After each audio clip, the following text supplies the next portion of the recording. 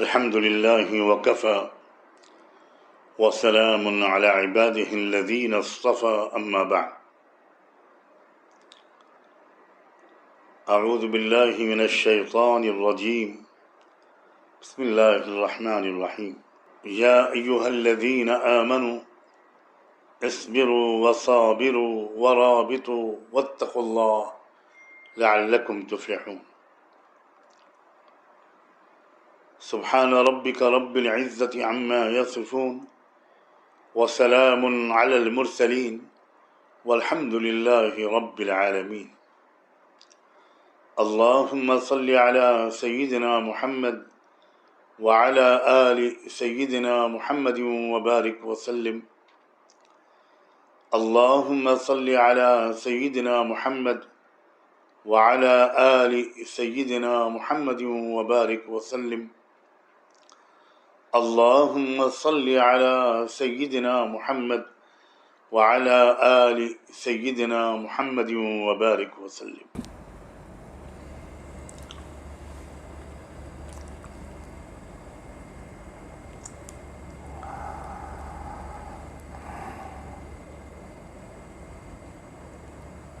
سب سے پہلے تو اس بات پر اظہار افسوس کہ یہ مجلس بھی آن لائن ہی کر پا رہا ہوں. اس وقت میں خانقاہ میں نہیں ہوں، ورنہ یہ مجلس آف لائن ہوتی اور سینکڑوں بلکہ اس سے بھی زیادہ احباب سے ملاقات کی خوشی حاصل ہوتی.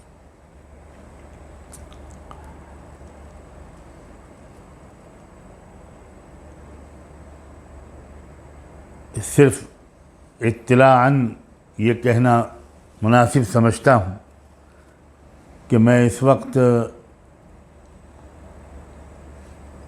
ملک کے بالکل جنوب میں ایک اسپتال میں داخل ہوں، زیر علاج ہوں.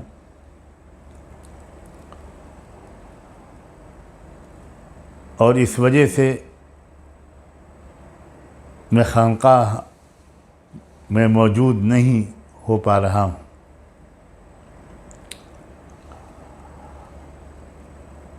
ایک اچھا خاصا عرصہ گزر گیا. رمضان مبارک کے ابتدائی ایام میں کے بعد سے میں خانقاہ واپس نہیں جا پایا ہوں. امید ہے کہ انشاءاللہ آنے والے مہینے کے شروع کے دنوں میں میں وہاں پہنچ سکوں گا اور پھر آنے والے احباب سے ملاقاتیں بھی ہوں گی.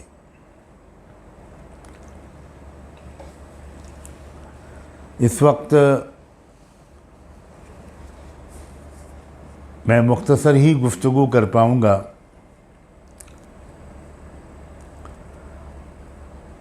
اگرچہ مجھے اس بات کا اندیشہ بھی لگا ہوا ہے کہ پہلے بھی ایسا ہوا ہے کہ میں نے مختصر گفتگو کا ارادہ کر کے بات شروع کی، لیکن پھر بات اچھی خاصی طویل بھی ہو گئی.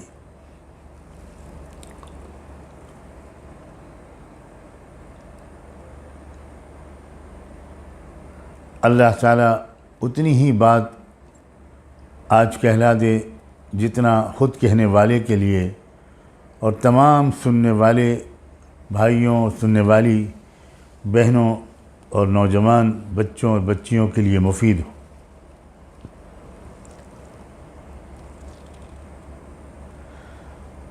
سورہ آل عمران کی آخری آیت میں نے شروع میں پڑھی تھی، جس میں اللہ نے اپنے محبوب سیدنا محمد الرسول اللہ صلی اللہ علیہ وآلہ وسلم کی پوری امت کو مخاطب کر کے فرمایا ہے، یا ایھا الذین آمنوا اصبروا وصابروا ورابطوا واتقوا اللہ لعلکم تفلحون. اس آیت کی تشریح یا اس کی روشنی میں جو کچھ میں عرض کرنا چاہتا ہوں اس سے پہلے یہ بتا دینا مناسب ہوگا کہ یہ سورہ آل عمران یہ کس دور میں نازل ہوئی ہے اور اس کے پورے سورت کے مضامین کا اصل مرکزی محور یا خلاصہ کیا ہے۔ دیکھیں، مدینہ منورہ کی جو آبادی تھی اس میں ایک تو عرب مشرکین تھے،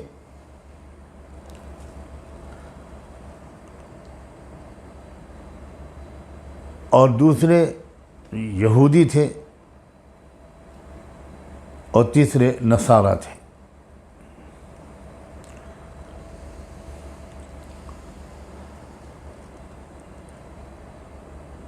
یہ امید کی جا سکتی تھی کہ یہ جو یہودی ہیں یا نصارہ ہیں، یہ جو اہل کتاب ہیں جن کا بہرحال نبوت و رسالت کے سلسلے سے تعلق ہے،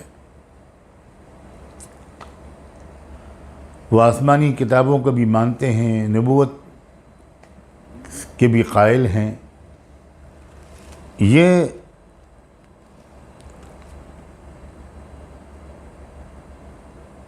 خاتم النبیین سیدنا محمد رسول اللہ صلی اللہ علیہ وآلہ وسلم کا استقبال کریں گے، اور ان کو پہچاننے میں اور ان کی نبوت و رسالت کی تصدیق میں ان کو زیادہ دقت نہیں ہوگی۔ لیکن قومی اور نسلی عصبیتیں، قومی اور نسلی غرور، یہ اکثر بہت بڑا سبب بنا ہے قوموں کو حق سے محروم کر دینے کا۔ چنانچہ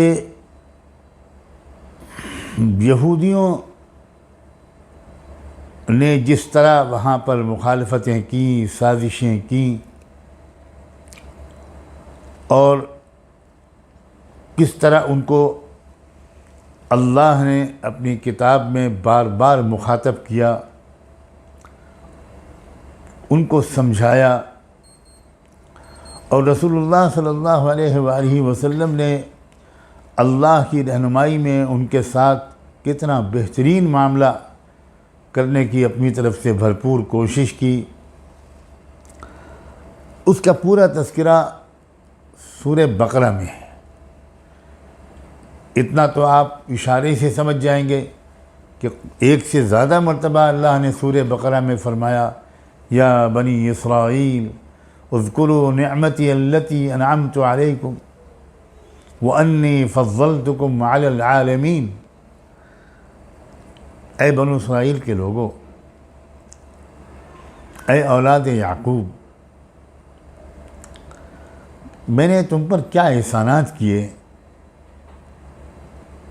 ان احسانات کو یاد رکھو۔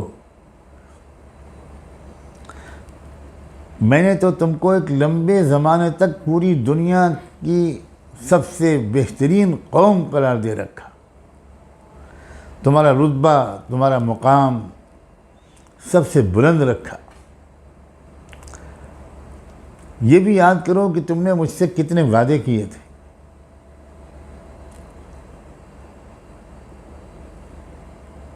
اوفوا بعہدی اوفی بعہدکم،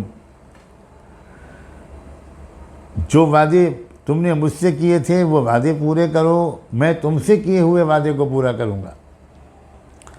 اور وہ وعدہ یہی تھا کہ جب آخری نبی و رسول آئیں گے تو ہم ان پر فوراً ایمان لائیں گے۔ لَتُؤْمِنُنَّ بِهِ وَلَتَنْصُرُنَّهُ، ان کا ساتھ دیں گے ان کے مشن میں۔ یہ پورا موضوع جو تھا جس میں اصل مخاطب اور محور گفتگو کبھی صیغہ خطاب میں، کبھی صیغہ غائب میں، وہ بنو اسرائیل تھے، یعنی یہودی تھے۔ سورہ آل عمران میں ٹھیک یہی مقام دیا گیا ہے عیسائیوں کو، نصارہ کو۔ ان کو سمجھایا گیا بڑی مختلف انداز سے، بہت نرمی سے، بہت حکمت سے، بہت محبت سے، بہت شفقت سے، یہ تک ان سے کہا گیا کہ تعالوا الی کلمۃ سواء بیننا و بینکم، ہمارے تمہارے درمیان ایک چیز بالکل متفق علیہ ہے، ہم تم دونوں اس پر متفق ہیں۔ اے نبی و رسول، آپ ان سے کہیے کہ اس بات میں تو ہمارا تمہارا اتفاق ہے، اللہ نعبد الا اللہ، کہ ہم ایک اللہ کے سوا کسی کی بندگی اور عبادت نہیں کریں گے، اس کے ساتھ کسی کو شریک نہیں کریں گے۔ اور کوئی بڑے سے بڑا راہب ہو، بزرگ ہو، روحانی رہنما ہو، عالم اور شیخ ہو، ہم اس کو اللہ کا برابر کا درجہ نہیں دیں گے۔ تو آؤ اس کلمہ توحید کی بنیاد پر ہم لوگ ایک چیز پر تو متفق ہیں، اس پر تو دوبارہ متفق ہو جائیں، ایک اصولی اتفاق طے ہو جائے۔ تو سورہ آل عمران میں جیسا کہ میں نے کہا، طرح طرح سے دعوت بھی دی گئی، سمجھانے کی کوشش بھی کی گئی، ایک حجت قائم کی گئی۔ حضرت مریم علیہ السلام کا تذکرہ بڑے عجیب شفقت و محبت کے ساتھ اللہ تعالیٰ نے سورہ آل عمران میں بھی کیا ہے۔ ایک تو پوری سورت ہی اتار دی ان کے نام پر، سورہ مریم، اور اس میں بھی اللہ تعالیٰ نے یاد دلایا ہے وہ واقعہ جب فرشتوں نے آ کر حضرت مریم سے کہا تھا، وَإِذْ قَالَتِ الْمَلَائِكَةُ يَا مَرْيَمْ إِنَّ اللَّهَ اصْطَفَاكِ وَطَهَّرَكِ وَاصْطَفَاكِ عَلَى نِسَاءِ الْعَالَمِينَ۔ فرشتوں نے آ کر کہا تھا کہ مریم، اللہ نے تمہیں چن لیا، تمہیں انتہائی پاک دامن بنائے رکھا، اور ساری دنیا کی خواتین پر تم کو ایک خاص مقام عطا کر دیا۔ یا مریم اقنتی لربک واسجدی وارکعی مع الراکعین، اے مریم، اللہ اپنے رب کے سامنے سراپا نیاز بن جاؤ، بالکل اس کے مرضی کے سامنے سر تسلیم خم کر دو، اور رکوع اور سجدے خوب کرو، رکوع سجدے کرنے والوں کے ساتھ۔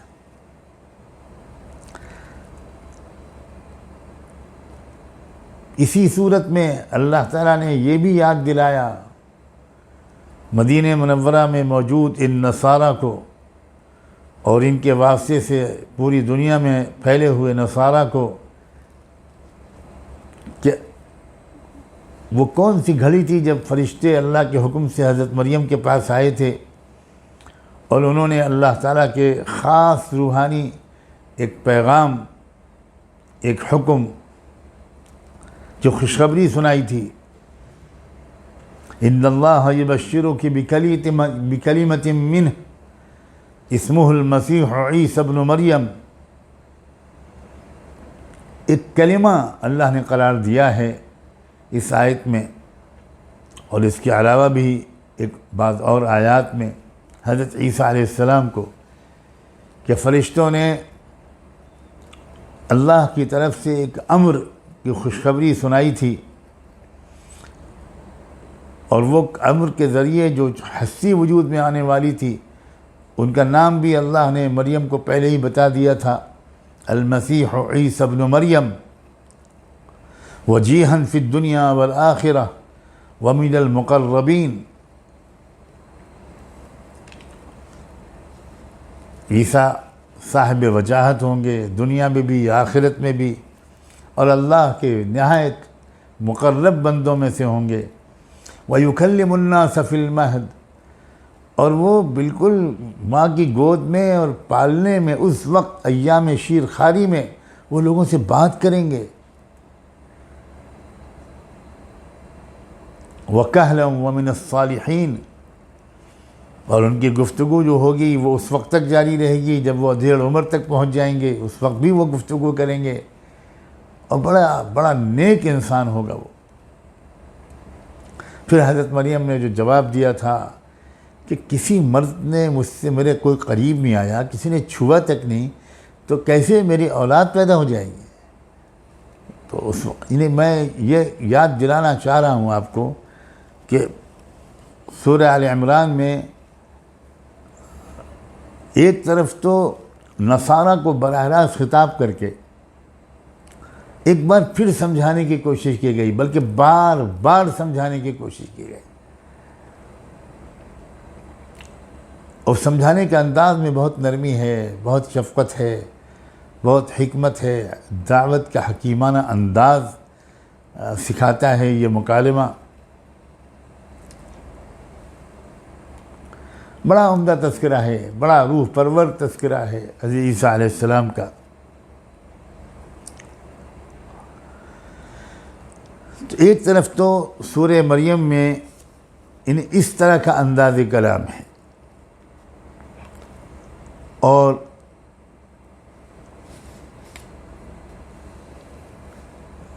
یہ تک اشارہ کر دیا گیا ہے کہ حضرت مریم کے جو والد تھے حضرت عمران، یعنی یہ برکت ان کی ضروریت میں جاری رہے گی، اس فہرست میں ان کو ذکر کیا گیا حضرت عمران کو۔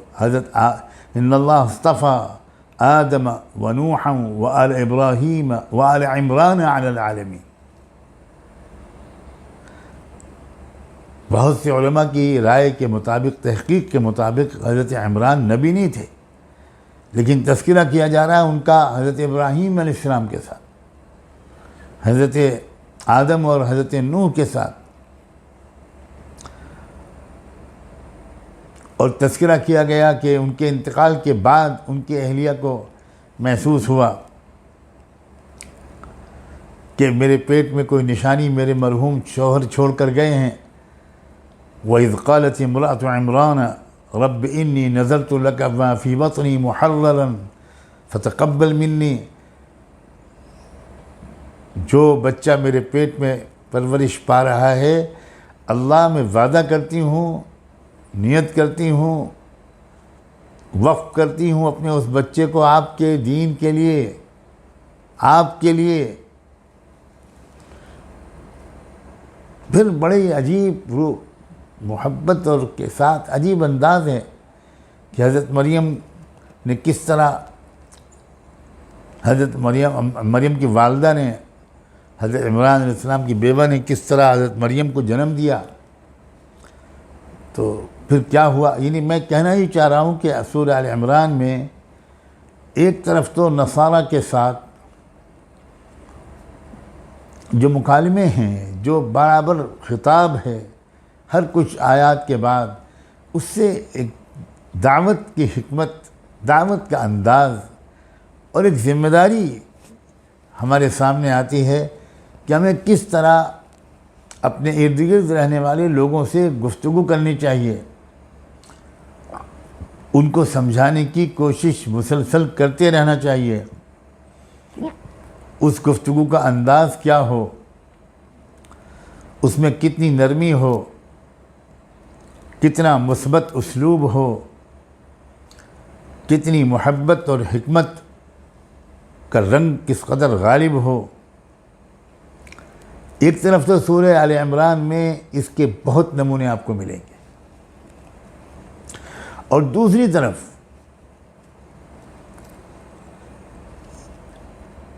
یہ جو لوگ سازشیں کر رہے تھے، نہ صرف یہ کہ خود حق کی اس دعوت پر غور کرنے اور اس کو قبول کرنے کے لیے آمادہ نہیں تھے، بلکہ ایڑی چوٹی کا زور لگا رہے تھے، خود وہ لوگ جو اس سچائی کو قبول کر چکے، ان کو کھینچ کر واپس لائیں اپنے کفر کی طرف، ان کو ایمان کی نعمت سے محروم کریں، وہ کس طرح کے ظلم بھی کرنے کی کوشش کرتے تھے، ٹارچر بھی کرتے تھے، ستاتے بھی تھے، دباؤ بھی ڈالتے تھے، طرح طرح کی زیادتیاں کرتے تھے، یہ سب بھی ہے۔ اس کا مقابلہ مسلمان کیسے کریں؟ ان کو، مسلمانوں کو، ایمان والوں کو ان چیلنجز کے اور چیلنجنگ صورتحال کے مقابلے کے لیے ان کی نفسیاتی کیفیت کیا ہونی چاہیے، ان میں کتنی قوت ارادی، کتنی شجاعت، کتنی بہادری، کتنی حمیت، کتنی غیرت، کتنی بیدار ضمیری اور بیدار مغزی کا عنصر ہونا چاہیے، یہ رہنمائی بھی سورہ آل عمران سے بھرپور ملتی ہے۔ اور اسی لیے میں نے اس آیت، سورہ آل عمران کی آخری آیت کا انتخاب کیا ہے۔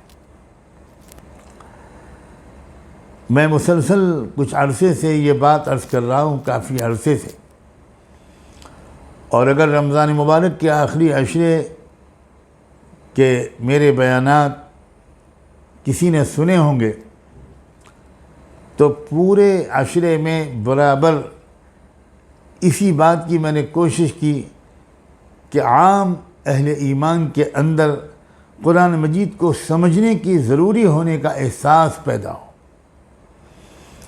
اور اپنے اس بہت بڑے قصور کا اعتراف کر کے اس کی تلافی کی کوشش سنجیدگی سے سب شروع کریں۔ میں نے اس وقت بھی کہا تھا اور آج پھر کہتا ہوں کہ یہ بات واقعی بہت ہی نامناسب ہے، اس کا کوئی جواز تلاش کرنا میرے لیے تو ممکن ہی نہیں ہے کہ مسلمان کی زندگی گزر جائے، 60 70 80 سال کی عمر پا کر وہ دنیا سے چلا جائے، وہ مختلف زبانیں بھی سیکھ لے، مختلف ڈگریاں بھی لے لے، لیکن وہ کبھی یہ نہ فیصلہ کرے کہ مجھے اللہ کی کتاب قرآن مجید کو سمجھنا بھی ہے۔ یہ بات بالکل ہمارے بہت بڑے حلقے کے اندر سے نکل چکی ہے۔ زیادہ سے زیادہ قرآن کی تلاوت کرنے کو ہماری اکثریت، دینداروں کی اکثریت ضروری قرار دیتی ہے یا سمجھتی ہے، لیکن قرآن کو سمجھنے کے سلسلے میں اللہ جانے کیا یہ وسوسے شیطانی ہے کہ اس کے بھی ایک حد تک ضروری ہونا ہماری نگاہوں سے اوجھل ہو گیا ہے۔ میں پھر وضاحت کروں کہ قرآن کو سمجھنا دو سطح کا ہوتا ہے۔ ایک تو سیدھا سادہ اس کا مطلب،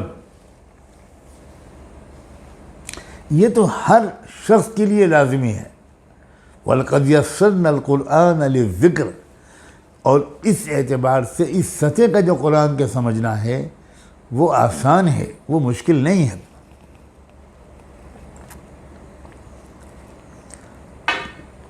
آپ ذرا سی توجہ دیجئے، میں مثال پیش کرتا ہوں۔ آپ اگر ذرا سی توجہ سے سورہ فاتحہ پڑھیں گے تو آپ کو اس کا اجمالی صحیح مطلب نہیں سمجھ میں آتا۔ کیا آپ نہیں سمجھ پاتے اس بات کو کہ جب آپ کہتے ہیں کہ الحمدللہ رب العالمین تو آپ کیا کہتے ہیں؟ اتنی بات تو یقیناً آپ سمجھتے ہیں کہ آپ اپنے رب کا شکر ادا کر رہے ہیں، اس کی تعریف کر رہے ہیں۔ جب آپ کہتے ہیں الرحمن الرحیم تو اس کا مطلب یہ ہے سیدھا سادہ کہ آپ اپنے رب کی رحمت کا، شفقت کا، پیار کا تذکرہ کر رہے ہیں۔ جب آپ کہتے ہیں مالک یوم الدین تو آپ آخرت کا تذکرہ کرتے ہیں، اور آپ وہ یوم جزا کا مالک ہے، اتنی بات آپ سمجھتے ہیں۔ ایاک نعبد و ایاک نستعین، یہ بھی جب آپ کہتے ہیں تو بالکل سمجھتے ہیں کہ آپ اقرار کر رہے ہیں کہ اے مالک ہم صرف آپ کی بندگی کرتے ہیں اور صرف آپ ہی سے مدد چاہتے ہیں۔ اب تو پچھلے کچھ عرصے سے یہ ایاک نعبد و ایاک نستعین زیادہ کانوں میں پڑنے لگا۔ جن لوگوں کے ذریعے یہ جملہ زیادہ پڑھنے لگا اللہ ان کو مزید نیک کاموں کی توفیق عطا کرے۔ جب آپ کہتے ہیں اہدنا الصراط المستقیم، تو کیا آپ نہیں سمجھتے کہ آپ سیدھے راستے کی طرف رہبری کی دعا مانگ رہے ہیں اللہ سے؟ تو اس طرح سادہ سا مطلب قرآن مجید کا سمجھنا زیادہ مشکل نہیں ہے، اور علماء کی ذمہ داری اس سے بہت آگے کی ہے۔ وہ یہ کہ وہ قرآن مجید کو گہرائی سے سمجھیں، اور ہم لوگ جن حالات میں گرفتار ہیں، ہماری زندگی میں جو مسائل درپیش ہو رہے ہیں وہ اور ہوتے ہیں ہمیشہ سے، نوعیتیں کچھ بدل جاتی ہیں، لیکن یہ زندگی تو ہے ہی مسائل سے بھرپور۔ تو ہر معاملے میں ہم قرآن مجید سے رہنمائی لیں اور عوام کے سامنے پیش کریں، خود عمل کرتے ہوئے۔ یہ ذمہ داری علماء کی ہے۔ اب اس وقت موجودہ زمانے میں جو حالات ہیں، جو روزانہ نازک سے نازک تر اور پیچیدہ سے پیچیدہ تر ہوتے چلے جا رہے ہیں، اور اس نے پوری ملت کی اکثریت کو حیران و پریشان کر رکھا ہے، اور حیرانی اور پریشانی کی اصل وجہ یہ ہے کہ یہ ملت ان حالات کو اور ان کے مقابلے کے لیے ہمیں کیا کرنا چاہیے، ان کے سمجھنے اور جاننے کے لیے قرآن مجید کی طرف رجوع نہیں کر پا رہی۔ یہ ذمہ داری علماء کی ہے۔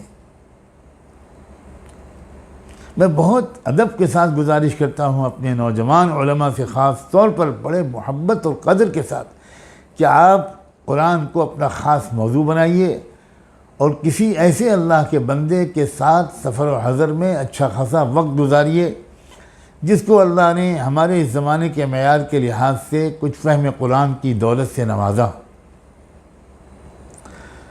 اس سے آپ کو ایک بصیرت حاصل ہوگی، ایک رہنمائی حاصل ہوگی، آپ کے دل و دماغ پر سکینت کا نزول ہوگا۔ حیرت و پریشانی میں سے تو آپ خود تو نکل ہی آئیں گے، آپ کے ذریعے سے ہزاروں لاکھوں لوگ حیرت و پریشانی سے نکلیں گے، اور حالات کا اور چیلنجز کا واضح اور یقینی حل آپ کے سامنے آئے گا، اور آپ کے ذریعے سے ملت کے سامنے آئے گا۔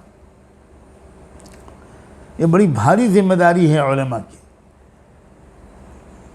میں جسارت پر معذرت کے ساتھ یہ کہتا ہوں کہ آپ اگر صرف کچھ بزرگوں کے خطبات پڑھ کر بیان کرتے رہیں گے تو کیا آپ اپنی ذمہ داری سے صحیح طریقے پر عہدہ برا ہو رہے ہیں؟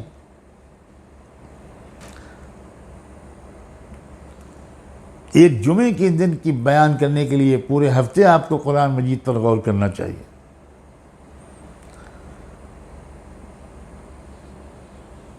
ایک زبردست تحریک یا رجوع الی القرآن کی ضرورت ہے، اور قرآن کیا بتاتا ہے حل، وہ اپنی ملت کے سامنے بار بار رکھنے کی ضرورت ہے۔ خواتین سے خطاب ہو تو قرآن مجید کی روشنی میں، تاجروں سے خطاب ہو تو قرآن کی روشنی میں، نوجوانوں سے خطاب ہو تو قرآن کی روشنی میں، وکلاء اور دانشوروں سے خطاب ہو تو قرآن کی روشنی میں، مدارس کے اور کالجز کے طلباء یا طالبات سے خطاب ہو تو قرآن کی روشنی میں، کسانوں اور مزدوروں سے خطاب ہو تو قرآن کی روشنی میں، ملکوں کی پالیسی کے بنانے والوں سے گفتگو ہو تو قرآن کی روشنی میں۔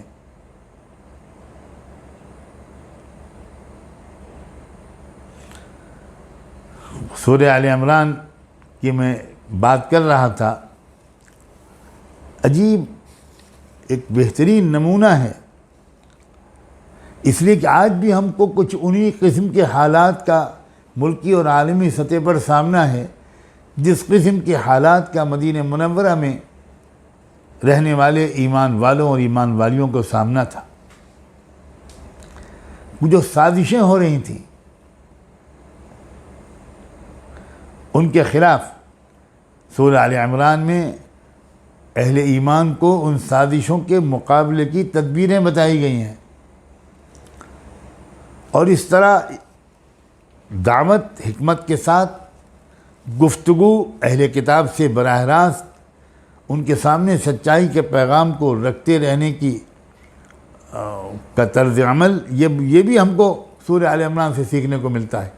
اور ٹھیک اسی وقت بہت شجاعت، حمیت و غیرت کی تعلیم، جمے رہنے اور استقامت کی تلقین، بہادری اور ہمت کے ساتھ چیلنجز کا مقابلہ کرنے کی تلقین، یہ سب بھی ہم کو ملتی ہے۔ یہ جو ایک رویہ دیکھنے میں آتا ہے کہ اگر ہمارے اوپر دعوت کا غلبہ ہوتا ہے تو پھر ہم اس دعوت کے تقاضے کو شاید سمجھ کر بہت زیادہ نرم بن جاتے ہیں، اور وہ جو شجاعت کا، حمیت کا، بہادری کا، غیرت مندی کا مظاہرہ ہونا چاہیے، اور صرف مظاہرہ نہیں، وہ ہمارے اندر یہ پہلو بھی برابر سے ہونا چاہیے، یہ بالکل غائب ہو جاتا ہے۔ اور یہ اس کے برعکس ہوتا ہے کہ اگر کسی کا ذوق، اس کے شجاعت اور حمیت اور غیرت کسی کے ذوق پر غالب ہے تو پھر وہ جو داعیانہ، حکیمانہ، مثبت اسلوب ہوتا ہے وہ اس کے پاس باقی نہیں رہتا۔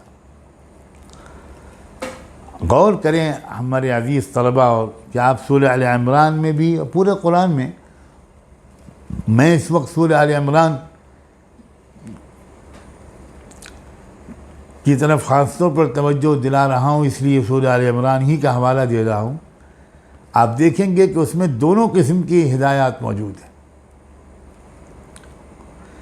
دعوتی اسلوب بھی ہے جیسے کہ میں نے شروع میں بیان کیا، اور پھر اس کے بعد وہ مضبوط لب و لہجہ، مثال کے طور پر اسی سورہ آل عمران میں فرمایا گیا ہے وَلَا تَهِنُوا وَلَا تَحْزَنُوا وَأَنْتُمُ الْأَعْلَوْنَ إِن كُنتُم مُؤْمِنِينَ۔ بزدل مت ہو جانا، پست ہمت مت ہو جانا، کمزور مت پڑنا، اور غمگین اور اداس مت رہا کرو۔ یاد رکھنا کہ اگر تمہارا یقین پختہ ہے، خود اعتماد تمہارے اندر ہے، اللہ کی قدرت پر، اسلام کی صداقت پر اگر تمہارا ایمان مضبوط ہے تو تم ہی سربلند رہو گے۔ اور یہ تو یہ دن تو بدلتے رہتے ہی ہیں۔ یمسسکم قرح فقد مس القوم قرح مثلہ۔ آج تمہیں کچھ تکلیف پہنچ رہی ہے تو تمہارے سامنے والے لوگوں کو بھی اس سے پہلے تکلیف پہنچ چکی ہے۔ غور کیجئے، یہ غزوہ احد میں جو زخم لگے تھے اس کے بعد اسی پس منظر میں شاید یہ آیت اتری ہے۔ آج تم کو کچھ برا دن دیکھنا پڑا، لیکن تم اس سے پہلے غور کرو بدر میں کیا ہوا تھا۔ اور سنو وَتِلْكَ الْأَيَّامُ نُدَاوِلُهَا بَيْنَ النَّاسِ، یہ تو دن اچھے برے آتے ہی رہتے ہیں سب قوموں کے، یہ تو ایک سے حالات ہمیشہ نہیں رہتے۔ اور یہ جو دن بدلتے ہیں اس کی بھی ایک حکمت ہے۔ وَلِيَعْلَمَ اللَّهُ الَّذِينَ آمَنُوا وَيَتَّخِذَ مِنْكُمْ شُهَدَاءَ۔ اللہ تعالیٰ دودھ کا دودھ اور پانی کا پانی الگ الگ کر دینا چاہتا ہے۔ جس کا جو اندرونی ایمانی اسٹیٹس ہے، ایسے حالات دنیا میں اللہ کی طرف سے آتے ہیں کہ وہ اندرونی جو اسٹیٹس ہے وہ سامنے آ جائے، وہ بندہ اپنے ایمان کو اپنے آئینے میں خود دیکھ لے، اور بقدر ضرورت معاشرہ بھی دیکھ لے۔ یہ حالات جو بدلتے ہیں اور بدل رہے ہیں، ان کے پیچھے اللہ تعالیٰ کی ایک حکمت ہے۔ اللہ کی بے بسی نہیں ہے۔ ایسا نہیں ہے کہ سچائی کے دشمن اب زیادہ طاقتور ہو گیا اللہ کی طاقت کے مقابلے میں۔ اسی لیے اسی مضمون کو آگے بڑھاتے ہوئے اسی آیت میں آگے کہا گیا کہ وَلِيَمَحِصَ اللَّهُ الَّذِينَ آمَنُوا وَيَمْحَقَ الْكَافِرِينَ۔ دیکھو جو ایمان والے ہیں ان کے اندر بالکل اتر کر تمحیص کا عمل ہو رہا ہے۔ کس کی اندر کی کیا کیفیت ہے وہ باہر آ کر سامنے رہے گی۔ یہ اللہ تعالیٰ کا منصوبہ ہے، اور وہ اللہ کا منصوبہ تبھی تو پورا ہوگا اگر ہمیشہ تم فاتح رہو گے، غالب رہو گے، تو پھر کھرے اور کھوٹے کی پہچان کیسے ہو پائے گی؟ اندر کی چھپی ہوئی سچائیاں باہر کیسے نکل پائیں گی؟ اور مزید اللہ نے حکمت بیان کرتے ہوئے فرمایا ام حسبتم ان تدخلوا الجنہ ولما يعلم اللہ الذین جاہدوا منکم ويعلم الصابرین۔ کیا تمہارا خیال یہ ہے کہ تم جنت میں چلے جاؤ گے اس سے پہلے کہ دنیا میں یہ بات اللہ تعالیٰ صاف کھول کر دکھا نہ دے؟ کون ہے تم میں عزم و ہمت اور مجاہدے والا؟ کون ہے تم میں جذبہ جہاد رکھنے والا؟ اور کون ہے تم میں مضبوطی کے ساتھ حق پر جمنے والا؟ وَيَعْلَمَ الصَّابِرِينَ۔ یہ تو بات سامنے آنی چاہیے۔ میں بہت عرصے سے عرض کر رہا ہوں کہ یہ جو وقت ہے، یہ وقت وہ ہے کہ ہر انسان کی جو اندر کی کیفیت ہے وہ باہر آ رہی ہے۔ یہ بہت خاص نازک وقت ہے، اور یہ جس وقت کے حق اور باطل کے درمیان ایک فیصلہ کن کشمکش کا وقت قریب آتا ہے، اتنی تیزی سے یہ پروسیس بھی رفتار پکڑ لیتا ہے۔ یہ وقت ہم میں سے ہر ایک کے کو اپنے بارے میں بہت سنجیدگی سے الرٹ رہنے کا وقت ہے کہ میرے اندر کی جو کیفیات ہیں میں اب چھپا نہیں پاؤں گا۔ یہ تو بعض ایسے حالات آ جائیں گے کہ میں ایکسپوز ہو جاؤں گا۔ ایسے حالات آئیں گے کہ میرے اندر اگر واقعی استقامت ہے، اگر میرے اندر عزم و حوصلہ ہے، اگر میرا اسلام اور ایمان سچا ہے، اگر مجھے واقعی آخرت پر، جنت اور جہنم پر یقین ہے، تو میں جموں گا امتحان کے وقت میں۔ اور اگر یہ چیزیں نہیں ہیں، کمزور ہیں، زبانی اظہار ہے، تو وہ زبانی اظہار مجھے میرے اندر کے رازوں کو فاش ہونے سے بچا نہیں پائے گا، روک نہیں پائے گا۔ یہ مضمون پورے سورہ آل عمران میں بار بار آیا ہے۔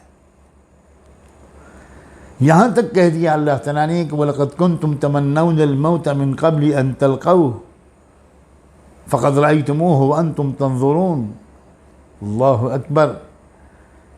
کتنے جذبات میں آ کر ہم لوگ بھی آرام سے کہہ دیتے ہیں کہ ہم تو مرنے کے لیے تیار ہیں، ہم تو چاہتے ہیں کہ میدان کارزار سجے اور میں اپنی شہادت کی موت پاؤں۔ میں بہت بڑا دعویٰ ہے یہ، ایک ایک لفظ ناپ تول کر بولنا چاہیے۔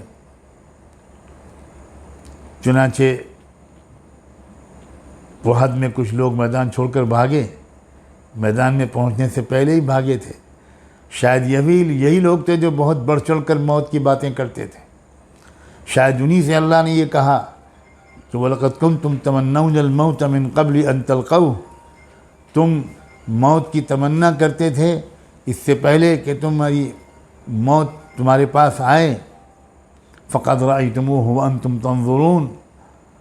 اب دیکھ لی تم نے موت کو، اپنے سامنے موت کو تم نے دیکھ لیا۔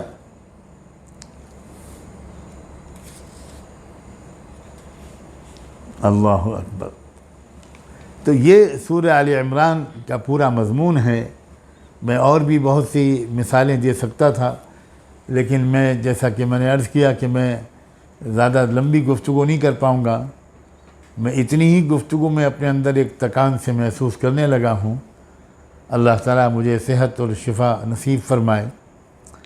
اب وہ میں اس آیت پر آتا ہوں جس سے میں نے اپنی گفتگو کو کیا تھا، آغاز کیا تھا، سورہ آل عمران کی آخری آیت، یا ایھا الذین آمنوا اصبروا وصابروا ورابطوا واتقوا اللہ لعلکم تفلحون۔ اے ایمان والو اصبرو، جمے رہنا مضبوطی کے ساتھ اپنے ایمان پر، اپنے اسلام پر، اپنی اسلامی تہذیب پر، اپنے عقیدہ توحید و رسالت پر مضبوطی کے ساتھ جمے رہنا، اور ایک ماحول بناؤ جمنے کا، ایک دوسرے کی ہمت بڑھاؤ، ایک دوسرے کو جماؤ، خود بھی جمو اور پوری ملت کو، پورے معاشرے کو کے اندر عزم و حوصلے کی باتیں کرو، فضا بناؤ، ماحول بناؤ، جمو اور جماؤ۔ بہت اہم ہدایت ہے۔ میرے عزیز بھائیوں اور بہنوں، یہ وقت بہت خاص الخاص وقت ہے۔ اللہ کا یہ حکم ہماری طرف ایسے لگتا ہے کہ آج کے حالات میں آج اترا ہے۔ اصبروا وصابروا، شوہر بیوی کی ہمت بڑھائے، بیوی شوہر کی ہمت بڑھائے، والدین اولادوں کی ہمت بڑھائیں، اولادیں والدین کے سامنے عزم و حوصلے کی باتیں کریں، اور آگے بڑھ کر رشتہ داروں میں، محلے والوں میں، پڑوس والوں میں، مسجد کے ساتھیوں میں، اسکول اور کالج کے دوستوں اور سہیلیوں میں، اپنے حلقے میں، محلے میں، اپنے علاقے میں اصبروا وصابروا، کیونکہ اس میں کوئی شک نہیں ہے کہ اس وقت ہمارے ایمان کا ایک امتحان زبردست طریقے کا لیا جا رہا ہے۔ یاد رکھیں کہ اردو کا جو صبر ہے وہ تو بہت ہی محدود دائرہ ہے اس کا، لیکن عربی میں، قرآن کی زبان میں جو اس صبر کا لفظ استعمال ہوا ہے وہ یہ نہیں ہے اس کا مطلب کہ بس مار کھاتے رہو، پٹتے رہو اور کچھ مت بولو۔ بالکل یہ مطلب نہیں ہے۔ مطلب یہ ہے کہ تم کو کوئی ہزار دباؤ ڈالے، شرک و کفر کو قبول کر لینے پر کے سلسلے میں، اپنے ایمان کا سودا کرنے کا کوئی ہزار مرتبہ تم پر دباؤ پڑے، بالکل مت دباؤ قبول کرنا، ڈرنا گھبرانا مت، ایمان پر جمے رہنا، اور ایک اجتماعی طور پر ایک دوسرے کے اندر یہی استقامت، یہی عزم و حوصلے کا پیغام عام کرو۔ ورابطو، اور غافل مت رہو، چوکنا رہو، جیسے ایک سپاہی سرحد پر بہت الرٹ رہتا ہے، اسی طرح ہر دم الرٹ رہو، کیونکہ مسلسل چاروں طرف سے حملے ہو رہے ہیں۔ تو غافل ہوگے تو تیر تم پر لگے گا، تمہارے ایمان پر لگے گا، چھن جائے گی تم سے ایمان کی دولت، اس لیے بہت ہوشیار رہو۔ ورابطو، آپ ذرا غور کیجئے، اس وقت جو حملے ہو رہے ہیں، کبھی تاریخ میں ایسے حملے ہوئے ہوں گے؟ روز نئے انداز کے حملے، نئی فلمیں، نئے ڈرامے، نئے گیت، نئے نعرے، نئے گانے، نئی سازشیں۔ آج اس مسجد نشانہ، آج یہ مینار نشانہ، آج یہ درگاہ نشانہ، آج فلاں جگہ یہ نکل آیا، آج فلاں جگہ یہ نکل آیا۔ جس قوم کا یہ عقل کا جنازہ نکل چکا ہو، وہ کیسی ہذیانی کیفیت میں ہے وہ قوم۔ آپ کیا سمجھتے ہیں کہ یہ جو طاقت کا نشہ ہے یہ قائم رہے گا ہمیشہ؟ کیا اس دنیا میں کبھی بھی کسی پر طاقت کا نشہ ہمیشہ باقی رہا ہے؟ کیا تاریخ ہم کو یہ سبق نہیں سکھاتی کہ جب بھی کسی قوم یا اس کے حکمرانوں یا کسی مخصوص طبقے کے اندر یہ طاقت کا نشہ اس حد تک بڑھ جاتا ہے تو پھر اس کے بعد انجام ہوتا کیا ہے؟ یہ کیوں لوگوں نے سمجھ لیا ہے کہ پہلے جو ہوتا رہا اب نہیں ہوگا؟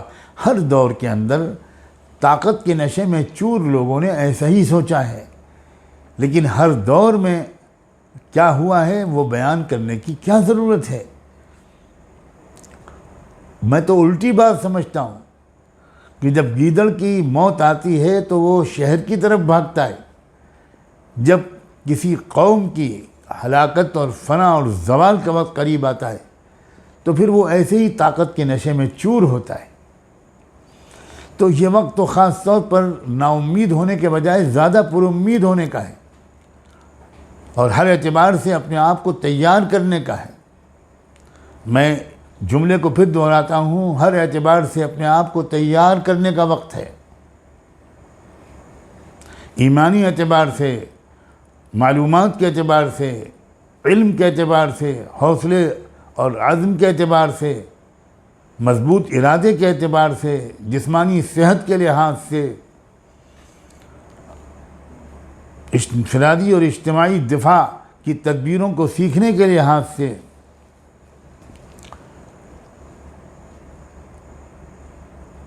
اصبروا وصابروا۔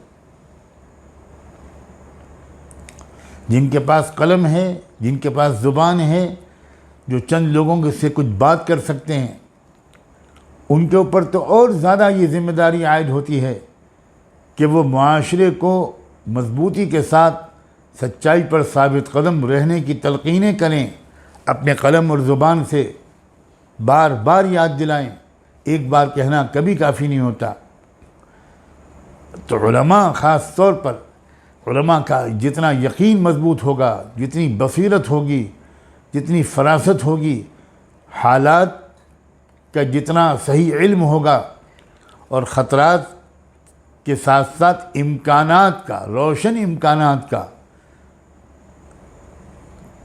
کہ جتنی گہری ان کو سمجھ ہوگی، روشن مستقبل کو جتنی وضاحت کے ساتھ ان کی آنکھیں دیکھ رہی ہوں گی، اتنی ہی طاقت اتنی ہی طاقت ان کے انداز بیان میں بڑھے گی، اور ان کے سننے اور پڑھنے والے ان کی ایک ایک بات سے، ایک ایک تقریر اور بیان سے، ایک ایک تحریر سے ان کا وہ حوصلہ بلند ہو جائے گا جو پست ہونے لگا تھا، وہ ہمتیں مضبوط ہو جائیں گی جو ٹوٹنے لگی تھیں۔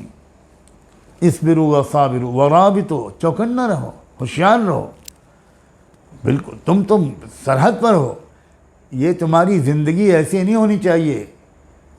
یہی تو طریقہ ہے کہ تم کو اپنے گھر کو چلانا بھی ہے، اپنے بچوں کو دیکھنا بھی ہے، اور اس کے ساتھ ساتھ تم کو ایمانی سرحدوں پر، اجتماعی حالات پر، چیلنجز پر بھی نظر رکھنی ہے، اور نظر بھی وہ عقابی نظر جو ایک سرحد پر پہرا دینے والے سپاہی کی ہوتی ہے۔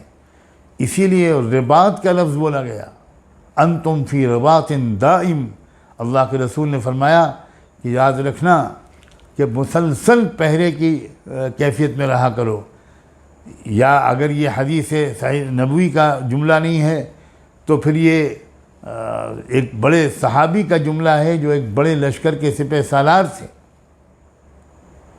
رباط کی کیفیت، کدھر سے حملہ ہو رہا ہے؟ کیا تعلیمی نصاب کے ذریعے حملہ ہو رہا ہے؟ کیا میرے بچوں کے اندر چپکے چپکے شرک اور میتھولوجی اندر انجیکٹ کی جا رہی ہے؟ کیا ووٹر لسٹ سے نام کاٹنے کی سازش کے ذریعے سے کیا یہ حملہ ہو رہا ہے؟ کیا فلموں کے ذریعے ہو رہا ہے؟ کیا میڈیا اور صحافت کی الغار کے ذریعے ہو رہا ہے؟ سینکڑوں ذریعے ہو سکتے ہیں۔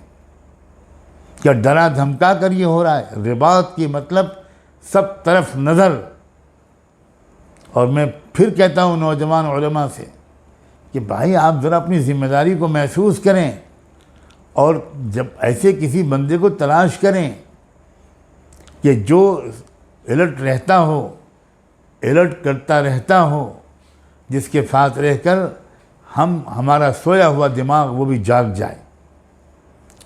اور 100 نصیحتوں کی ایک نصیحت، واتقوا اللہ، اللہ اکبر، تقوی کے ساتھ، اللہ کے تقوی کے ساتھ زندگی گزارو، کیونکہ اس میں کوئی شک نہیں کہ جس انسان کے اندر واقعی تقوی ہوگا اس کو اپنی آخرت کی فکر ہوگی، اور جب آخرت کی فکر ہوگی تو انفرادی اور اجتماعی دونوں ذمہ داریوں کا احساس اس کو نصیب ہوگا، وہ عمل کرے گا ان نصیحتوں پر۔